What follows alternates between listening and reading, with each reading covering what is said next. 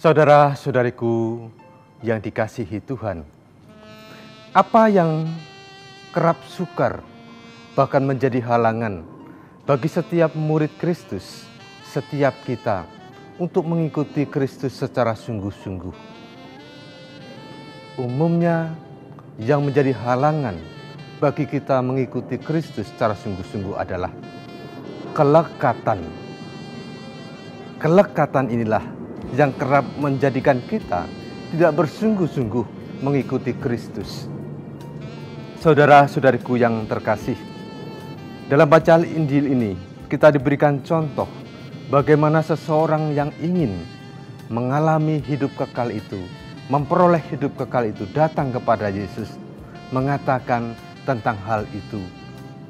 Tetapi dia tidak mampu mengikuti dia. Dia tidak mampu memperoleh hidup kekal itu karena dia masih lekat pada hartanya. Dia masih lekat kepada apa yang dimilikinya. Maka ini menjadikan contoh bagi Yesus mengatakan kepada muridnya bahwa betapa sukarnya masuk dalam kerajaan Allah itu. Lebih mudah seekor unta masuk lubang jarum daripada seorang kaya masuk ke kerajaan surga. Saudara-saudariku yang terkasih, kelekatan membuat orang terlekat seperti seekor capung yang melekat erat pada sebuah pulut. Kelekatan membuat seorang terikat, tidak memiliki daya untuk melepaskan diri. Semakin lama seseorang hidup dalam kelekatan, maka semakin sukar ia melepaskan diri dari kelekatan itu. Kelekatan tidak terbatas pada soal harta, melainkan juga hal-hal yang ada dalam diri kita.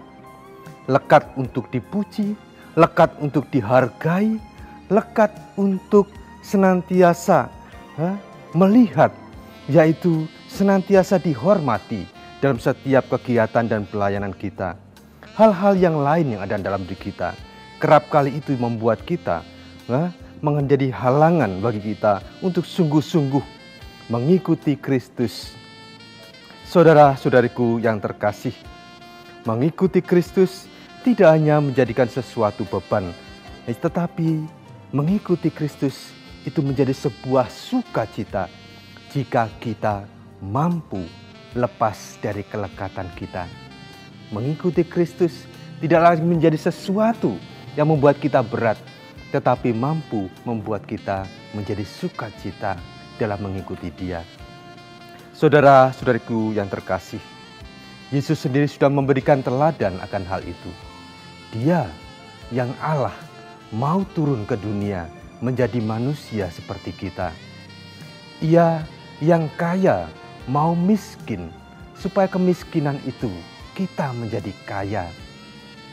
Rasul Paulus diinspirasi bahkan disemangati oleh hidup Kristus ini. Maka bagi dia yang dulunya memiliki kebanggaan akan dirinya sendiri, sekarang setelah mengenal Kristus, semuanya itu menjadi sampah. Dalam hidup Santa Teresia Avila, ada kata yang dikatakan yang cukup menarik di sana. Nada, hanya Tuhan cukup. Saudara-saudariku yang terkasih, teladan hidup para kudus, terutama teladan Kristus sendiri yang diberikan, harus menjadikan semangat yang memicu kita, juga membuat kita merenung akan kehidupan kita, terutama kehidupan mengikuti Kristus sendiri. Apakah kita mau berani untuk melepaskan kelekatan-kelekatan itu, sehingga kita mampu untuk mengikuti Dia dengan sungguh-sungguh, dengan penuh sukacita. Kita menjadi orang yang merdeka, yang bebas, dan kita menjadi orang yang sungguh-sungguh mengikuti Dia dengan penuh sukacita. Tuhan memberkati.